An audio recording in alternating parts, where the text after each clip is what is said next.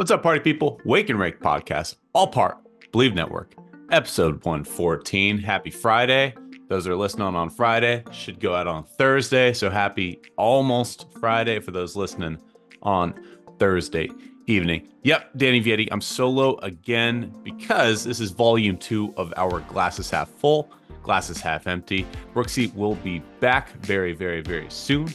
Glasses Half Full, Glasses Half Empty. We did volume 1 earlier this past week with the National League, which means it's time for the American League. Before we start, thoughts and prayers just go out to Tim Wakefield's family.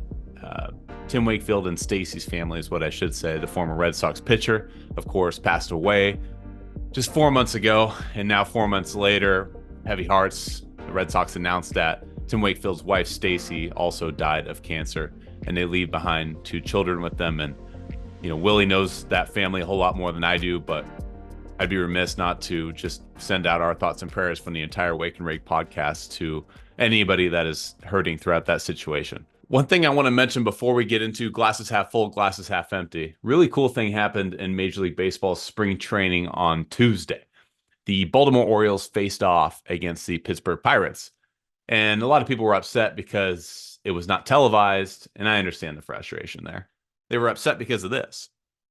Paul Skeens started on the mound for the Pittsburgh Pirates, who was the 2023 number 1 overall pick in the MLB draft just a year ago. He was throwing to Henry Davis, the 2021 number 1 overall pick in the MLB draft. That was his catcher, his battery mate for the day. Leading off for the Baltimore Orioles, Jackson Holliday, number 1 overall MLB draft pick in 2022. And last but not least, Adley Rutschman was batting second in the order for the Baltimore Orioles. He was the 2019 number 1 overall pick in the MLB draft. So you have Paul Skeens, number 1 pick, Henry Davis behind the dish, Jackson Holliday leading off, and Adley Rutschman, 2019 number 1 overall pick. You know, that Squidward meme of like future. That was what was going on at that first inning between the Pirates and the Orioles. And by the way, it wasn't televised. I get it. It's frustrations. It's a whole lot of video of it on Twitter, YouTube. So if you haven't seen it, go check it out. All right. Let's not mess around.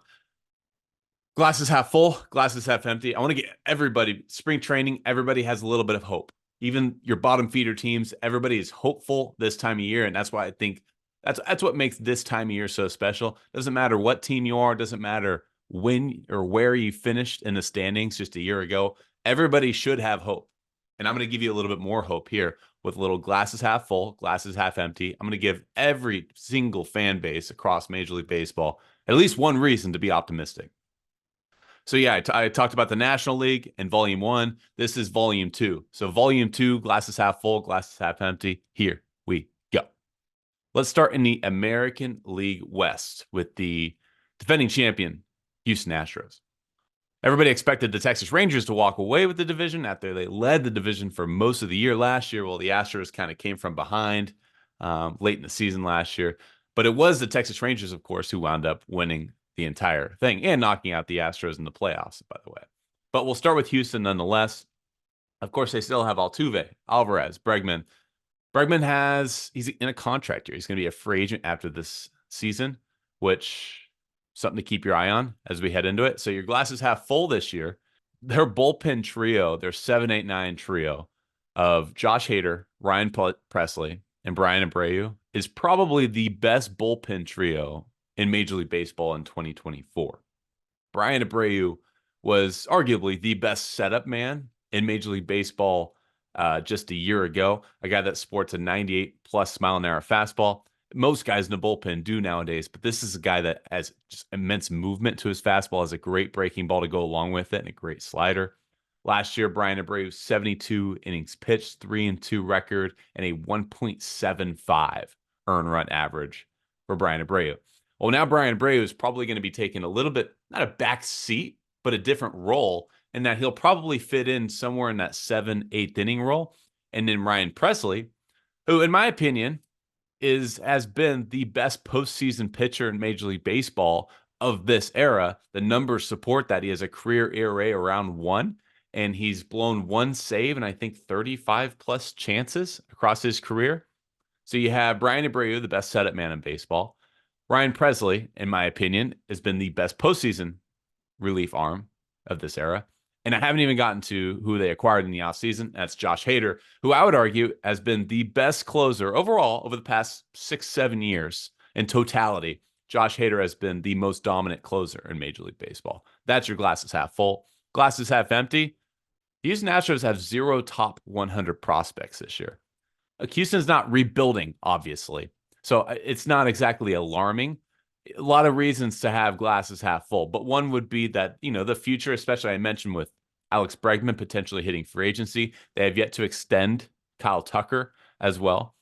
So, if you're looking ahead, looking to the future for Houston, that's something to keep your eye on. 0 top 100 prospects in Major League Baseball. They're one of the few teams without a single player amongst the top 100, according to MLB.com.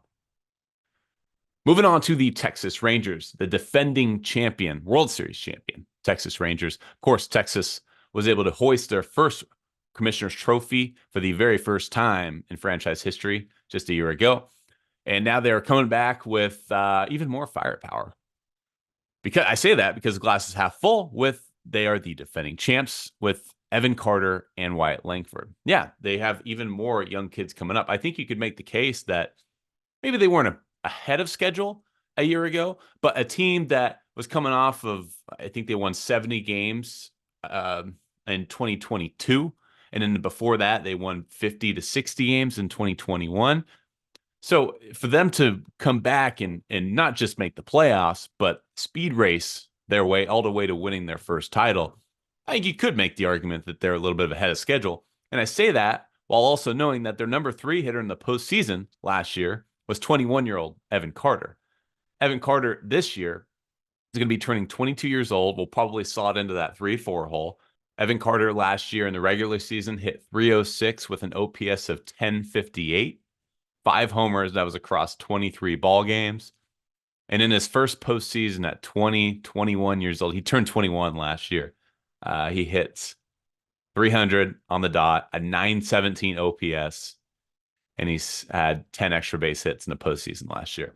So you have you're going to have your first full year of Evan Carter, and I haven't even gotten to Wyatt Langford, who is their other top prospect right behind Evan Carter, another top 100 prospect, according to MLB.com and Baseball America. Wyatt Langford is just 22 years old. Last season he really bounced. I mean, he flew up the ranks.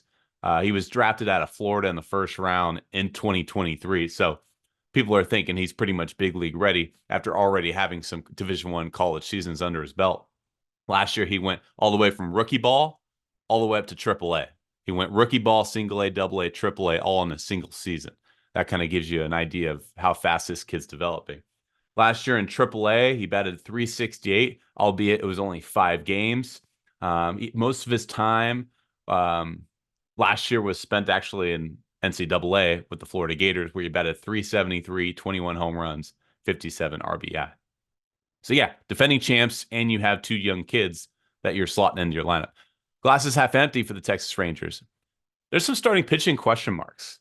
Up top, you still have Nathan Eovaldi, John Gray, Andrew Heaney, Dane Dunning. After that, you have 3 different injured options, very, very elite injured options. But it's kind of a paradox, right? To say elite and injured in the same sentence, you're leaving some questions up on the board. So, for example, Jacob deGrom, arguably the best pitcher in Major League Baseball when he's healthy. Problem is he hasn't been healthy, and he's coming off of Tommy John surgery.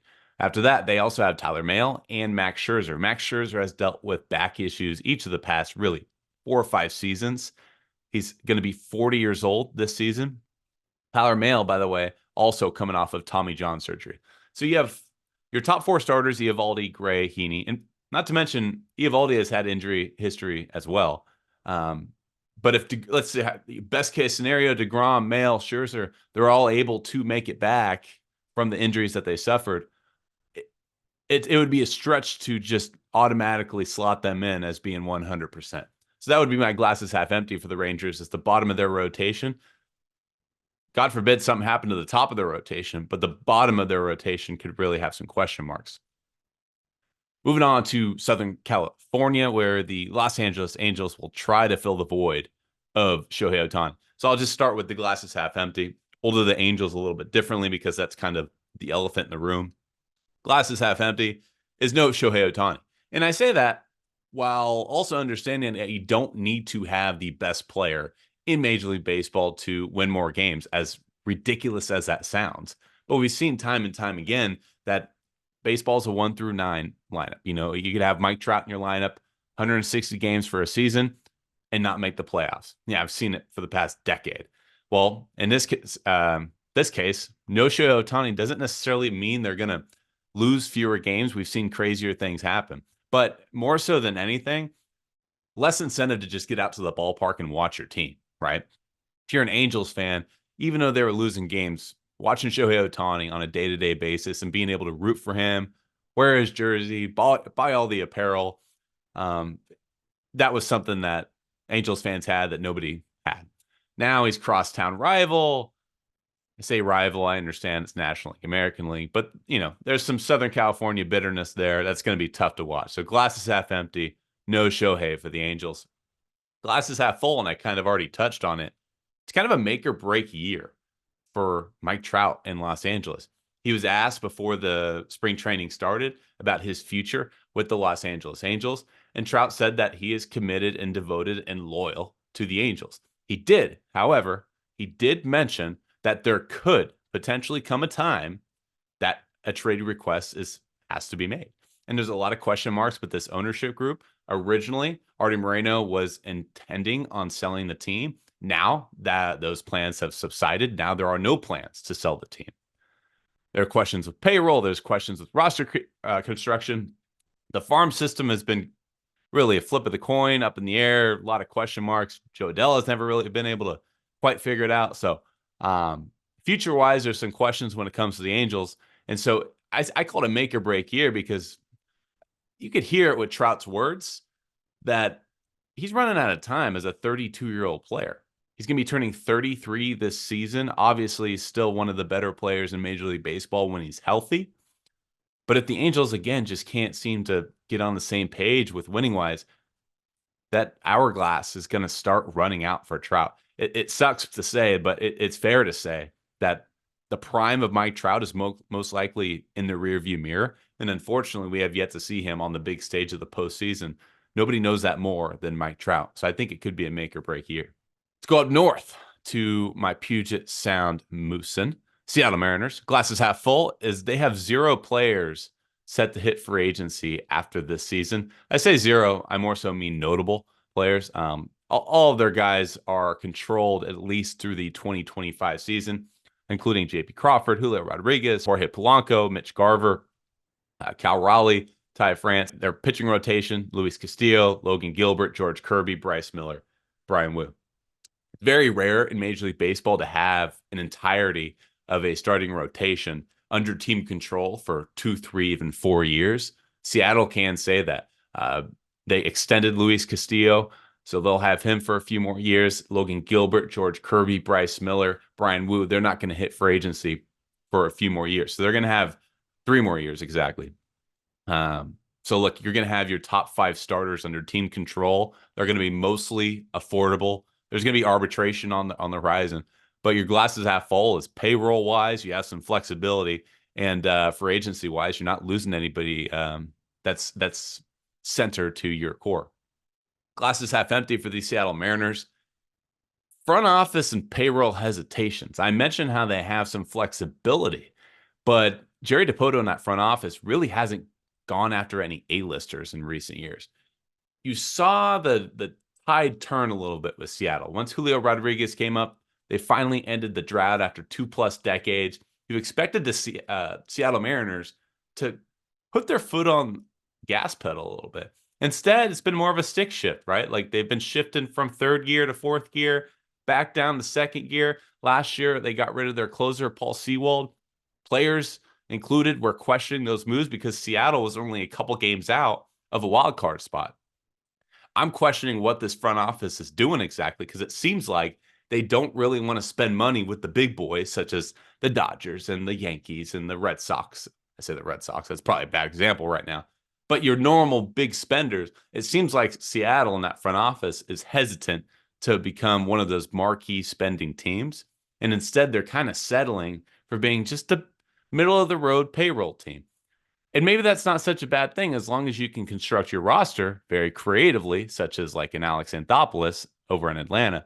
But you still got to be able to spend some money and know when to spend the money. I mentioned you have 0 notable players hitting free agency, and you have a starting rotation that is under team control for the next few years. I haven't gotten to Julio Rodriguez, who's under team control for the next 8+ years. Put your foot down on the gas pedal, and I think the time could be coming up soon for the Mariners. Down to the East Bay, the Oakland A's. Glass is half full for the Oakland A's is that Las Vegas is anything but certain. Everything that I'm hearing right now is the funds, they're having a tough time getting the money together, and location-wise particularly. They keep coming out with new stadium proposals. They keep coming out with, it's going to be this site at the Tropicana. It's going to be located this spot across from the MGM Grand. The mayor of Las Vegas came out and said that the plans to move the Oakland A's to Las Vegas, not looking great right now. The mayor for Oakland has come out and obviously showed her displeasure. Boycotts are still doing the reverse boycotts. It's an absolute cesspool on Twitter anytime that the Oakland A's tweet anything. In fact, they've turned off their replies on social media for that very reason.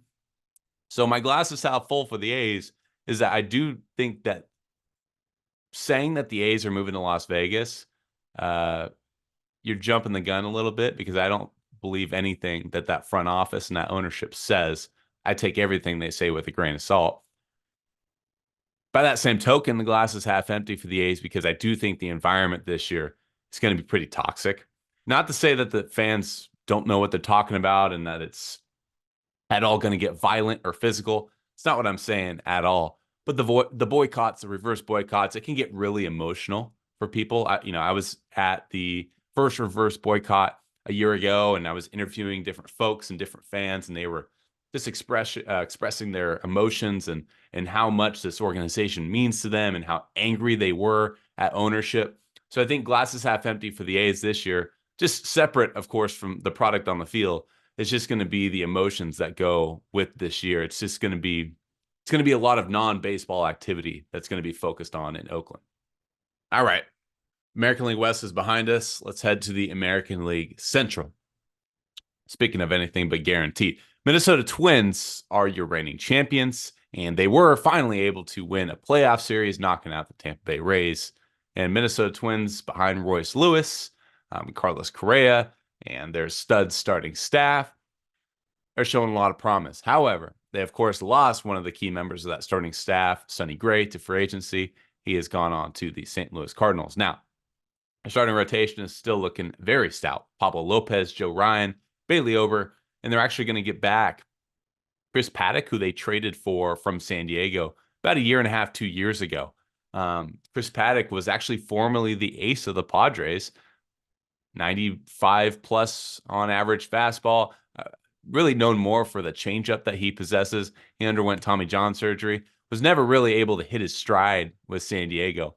The timing was off a little bit, but nonetheless, Paddock's going to be back, and they also added Anthony DeSclafani, who was oftentimes an all-star caliber pitcher with San Francisco over the past few years.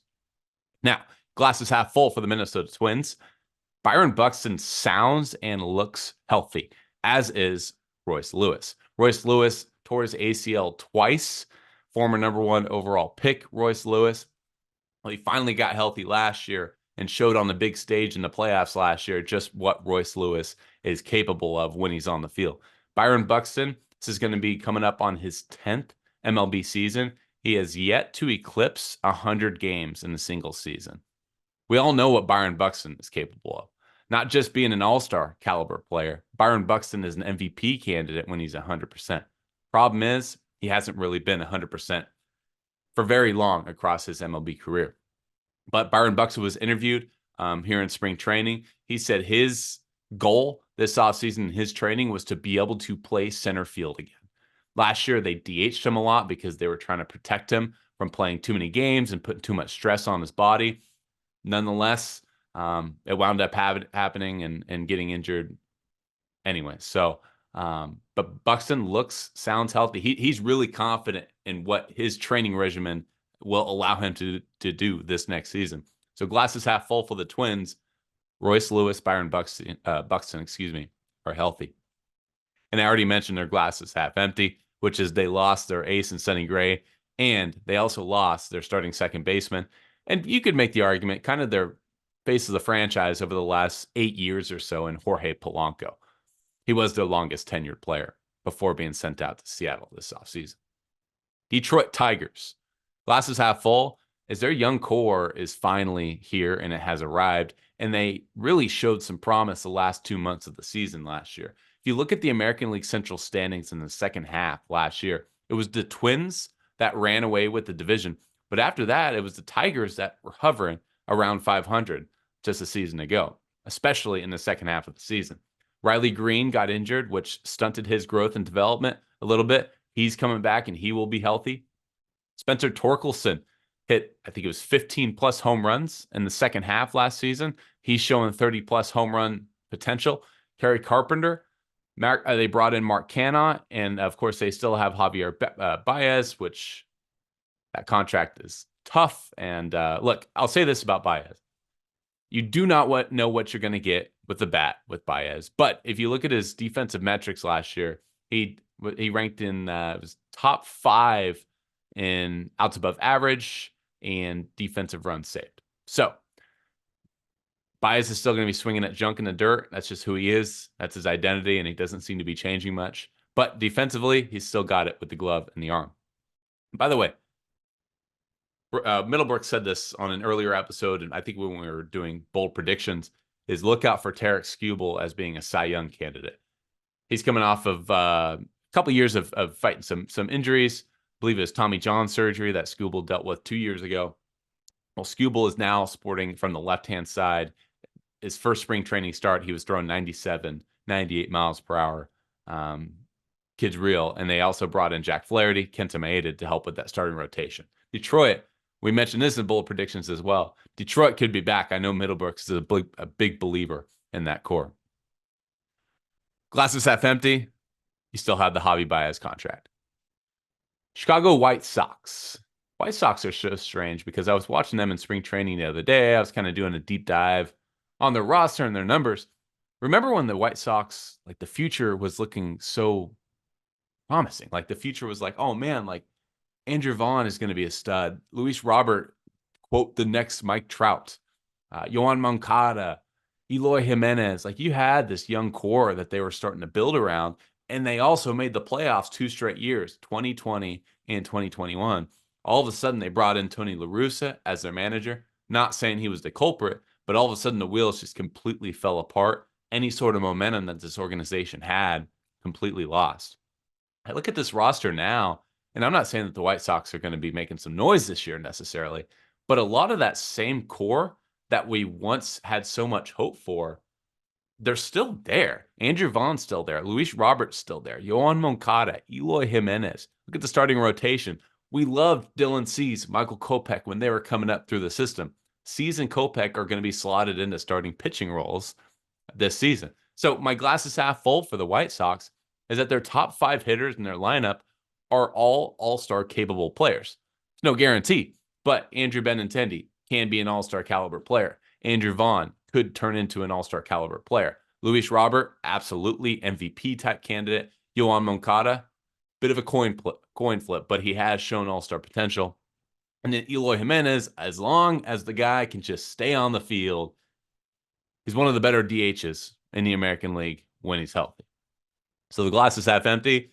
They went 61 and 101 last year. And they're about the same roster this year as they were the last. They're just kind of in a standstill mode where contract-wise, Luis Roberts kind of been floated in trade rumors.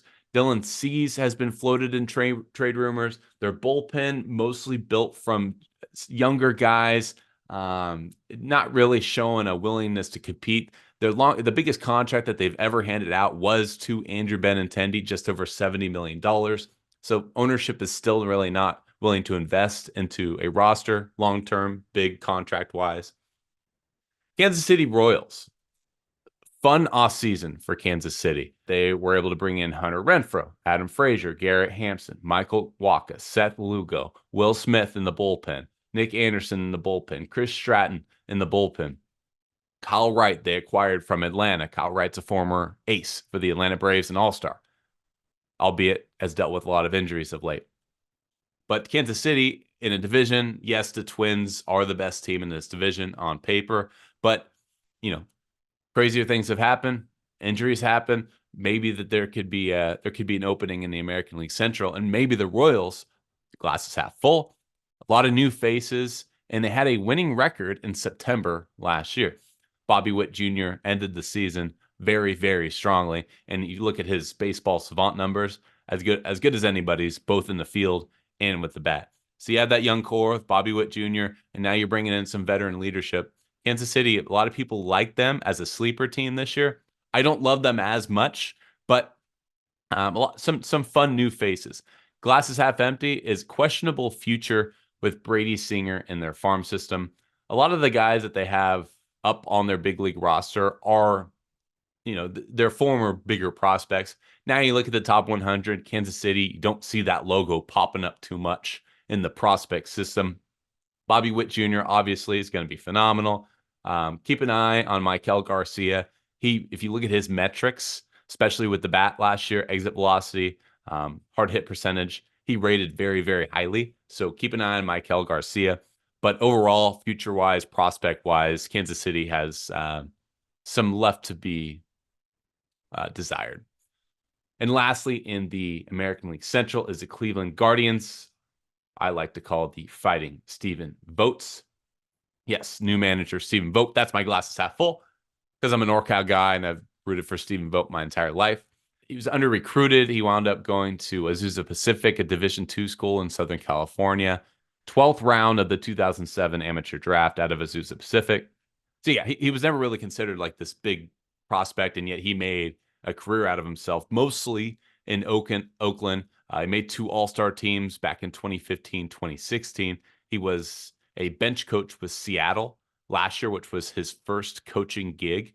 And less than 2 years after retiring, this is his first managerial gig with Cleveland. Cleveland has a nice starting pitching staff, but a roster that leaves some desired as well. But my glass is half full is Vogt is an elite culture builder. And also they had the 9th best earned run average as a team last year in Major League Baseball, 3.96 ERA.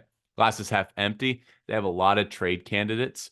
Shane Bieber is expected to be on the trading block. He was this offseason. A deal did not come to fruition, but with him and his free agency on the cusp, Shane Bieber, Emmanuel Clase was also floated in rumors. I do wonder if Jose Ramirez, how long he's going to stay in Cleveland. Look, he has a no trade clause, and there's a lot that would have to go into a trade for Jose Ramirez. But Cleveland, clearly, if not rebuilding, they're definitely retooling. I wonder how long Jose Ramirez, who's creeping up on 32, 33 years old, I wonder how long he wants to stick around in Cleveland. Although, obviously, the extension that he signed just a year and a half ago clearly showed that he wanted to stay. But I do question how long he will stay.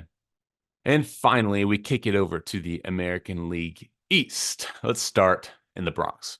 Glass is half full for the Yankees is that Juan Soto is in a contract year. There is a direct correlation between players and how they perform in the season right before they're about to hit free agency. Juan Soto, there have been extension offers from both the Washington Nationals and the San Diego Padres. Juan Soto was not willing to really engage and entertain those offers. He and his agent, Scott Boras, are intending on hitting free agency. Kind of like the Mookie Betts situation was in Boston.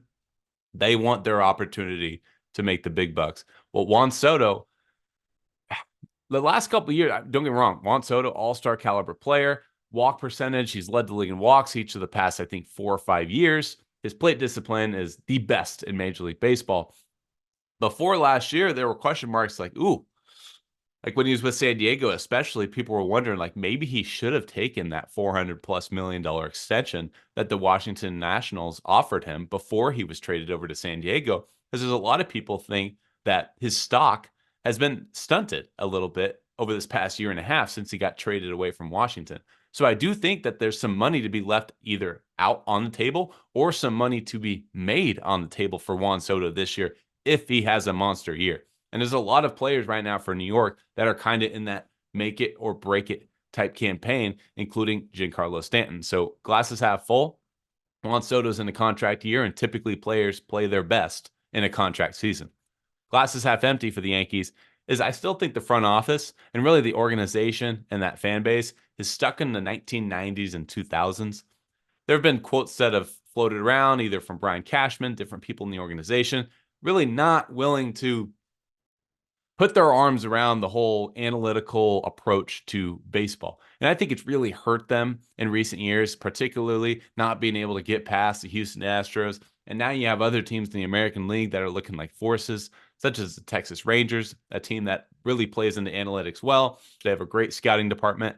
So I think the Yankees have really built their organization, their current roster, out of what they've done for 100 plus years. And that's buying players and building a roster built on names. Whereas in this era of Major League Baseball, it's got to be a balance, right? It's got to be a balance of payroll plus analytics. And I think the Yankees front office have yet to really embrace this new analytical approach. That's my glasses half empty.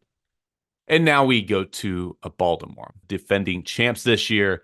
And boy, their future is looking even brighter this year. Glasses half full for the Baltimore Orioles is they had the best record in the American League, and now they're carrying that into this season with some playoff experience. Look at the Baltimore Orioles roster. Gunnar Henderson's 22 years old. Adley Rutschman's 26. Austin Hayes, 28. Cedric Mullins, 29. Ryan Mountcastle, 27. Jackson Holliday, not in the big leagues yet, but is expected to potentially be their shortstop or second baseman later this year. He's just 20 years old. Starting rotation-wise, they acquired Corbin Burns, who's 29. Grayson Rodriguez, 24. Dean Kramer, 28. Tyler Wells, 29. Talk about youth movement. Glasses half empty for the Baltimore Orioles this year, however, is Kyle Bradish and Felix Bautista are going to start the season on the injured list. And Felix Bautista, in particular, likely going to be out for the entirety of the 2024 season after undergoing Tommy John surgery October 9th of 2023. So barring a miraculous turnaround, Batista's probably out. Kyle Bradish, he went into spring training, felt some tightness. He's going to be on a shelf to start the season, and it could be Tommy John on the horizon for Kyle Bradish as well. It's something in his elbow. Let's hope that doesn't happen. But we've seen in times past, and history tells us that anytime you see something wrong with that UCL, typically Tommy John is going to be an option on the table. So the Orioles, look, they're just as good as they are last season, only they're a little bit more experienced. Now we go up to the great north, up to the 6th with the Toronto Blue Jays. Glasses half full. For the Toronto Blue Jays, it's that Vladimir Guerrero Jr.'s numbers last season were not at all indicative of what his season could have been. Let me break it down for you. So the leaders last year in batting average minus expected batting average. Number 1 in the league among qualified hitters, Vladimir Guerrero Jr. His batting average last season was .264. That's 35 points less than what his expected batting average was last season of .299. And we flip it over to the slugging percentage. Expected slugging, actual slugging. Last year, Vladimir Guerrero Jr., first in the American League with the most slugging minus expected slugging. His actual slugging last season, .444. His expected slugging percentage last year, .503. Vladdy's actual weighted on-base average was .340. His expected weighted on-base average was .378. And you look at his year-over-year growth, exit velocity stayed relatively the same, 92.8 in 2022, 92.1 in 23. Look at his sweet spot percentage. It was up. His expected batting average is up. All of his expected numbers were up last season, and yet his actual numbers were down. His walk percentage went up last year. His whiff percentage went down actually from 24.4 to 23%. So his whiff percentage is down, which means he's hitting more balls. And in his hard hit percentage, exit velocity, right around the same. And his expected numbers were amongst the least lucky across Major League Baseball. So all indications are is this is kind of like a case where he's hitting balls just as hard as he ever was last season, but he wasn't really getting the results that he was hoping for. So glass is half full for the Toronto Blue Jays this year. Vladimir Guerrero Jr., all the numbers say that he's going to turn it around this season. Glass is half empty for the Blue Jays is I don't think they really got any better. They really had no upgrades. They lost 3 key members of their lineup, assuming that Matt Chapman is not re-signing with the ball club. And all indications is that he's not. You look at their line, like what they brought in, they replaced Brandon Belt with Justin Turner. I don't really consider that much of an upgrade, especially considering Brandon Belt had a really strong campaign last year when he's on the field. They bring in Isaiah Kiner-Falefa. They brought in Daniel Vogelbach to kind of be a platoon DH with Turner. And then pitching-wise, they did not make any additions at all.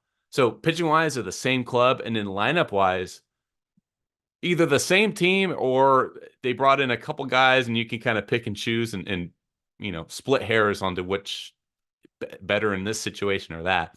So I think the glass is half empty for the Blue Jays is they were a good team last year and they're a good roster, but I don't think they really got much better this offseason. Tampa Bay Rays, glass is half full is they've made the playoffs 5 straight years, and everything in the book tells us that Tampa Bay is not going to win many games this year, and yet they can constantly prove us wrong. They're never the betting favorites. On paper, they don't light you up, and yet last year, especially in the first half of the season, before they lost their shortstop to Wander Franco to his off-field issues and everything going on legally in his home country, they were the best offense in Major League Baseball. Now, in the second half of the season, as I mentioned, they lost their shortstop to legal issues, and then you saw a lot of those numbers start to decline a little bit. I just talked about with Vladdy Jr., expected numbers, actual numbers. I think a lot of those numbers in the first half of the season with the Rays, they started to creep back down to actual averages, law of averages. But you look at their lineup this year, it's a lot of the same. Yandy Diaz, Brandon Lau, Arozarena, Josh Lau. However, glass is half empty for the Tampa Bay Rays. Tyler Glasnow was traded over to the Los Angeles Dodgers. Shane Baz, we haven't seen him pitch since July 2022. Tommy John surgery sidelined him in 2023. Jeffrey Springs, he underwent Tommy John surgery last season in the middle of the year. Same with Shane McClanahan. McClanahan was their real horse in the rotation, especially when Glasnow was very injury prone. He was the guy. So Glasnow, Baz, Springs, McClanahan, and then also their wins above replacement leader was Wander Franco. And we all know now that Wander Franco, it's not just that he won't be back this season. He may not be back, seeing what we're seeing legal wise. It's a question of whether we ever see Wander Franco ever pick up a baseball ever again. And finally, the last team for glass is half full, glass is half empty. And I teased everyone because all of you guys are probably Middlebrooks lovers. And so I figured I'd save the Red Sox for my last team here to tease you as much as I could. Glass is half full for the Boston Red Sox is that you are going to get a full season of Trevor Story finally. Yeah, you signed Trevor Story to this massive deal, 6-year, $140 million contract. 2022, he played 94 games. In 2023, he played 43 games. So what you're hoping for here in 2024, and all indications are that he is 100% finally, is that you get a full season of Trevor Story. And this lineup is pretty solid, but considering the pitching, they're going to have to outscore some teams, and they're going to need a healthy Trevor Story. Jarren Duran, Rafael Devers, Tristan Casas, Trevor Story, Yoshida. They brought in Tyler O'Neill this offseason, and they also traded away Chris Sale, brought in Vaughn Grissom, expected to play more of a utility role for the Red Sox. Starting pitching-wise, you bring in Lucas Giolito to help in the rotation. Brought in some bullpen options as well. Liam Hendricks, albeit he'll start the season on the injured list. Glass is half empty for the Red Sox, as there's kind of a lack of energy and questions with ownership right now and what the direction is payroll-wise. Rafael Devers was asked when spring training started about the offseason, how he thought it went, and he basically said, via his English translator, is we all know what we need. We all know that what the organization, how they could have built this roster better. And, it's out in the open now, which I think is for the best, because when you just push everything down, start questioning ownership, then you start to see a change in culture. You do not want that. So it's out in the open right now, for better or for worse. But I just think right now, especially when you look at the division, Yankees, their stock's rising a little bit, especially after getting Soto. The Orioles, their stock's never been higher. Blue Jays are still relatively climbing. The Rays, like I said, they've made the playoffs 5 straight years. And the Red Sox, the lone exception in the American League East, I think their stock has gone down in recent years, especially from the fans' perspective, because there's no rebuilding years in Boston. That's not what they do. This is a team and a town that is expected to compete for a title year in and year out. So I think glass is half empty for the Boston Red Sox. There's a lot of question marks, particularly from that fan base, over what the direction of this ball club is going to be. All right, Volume 2, just like that. It's all wrapped up. Middlebrooks will be back. We have breakout players on the horizon. We have more spring training previews. We have a little game that I like to call Did You Know He Was Still Playing? Middlebrooks is going to have an absolute blast with that. Appreciate you guys tuning in for both Volume 1 and Volume 2. If you're just catching on here on American League, again, Volume 1 was National League team, so definitely go back and watch episode 113. This was episode 114, glass is half full, glass is half empty, for the 2024 MLB season. RAKE Podcast, all part of the Believe Network. Thank you guys for tuning in. We'll speak soon. Peace out.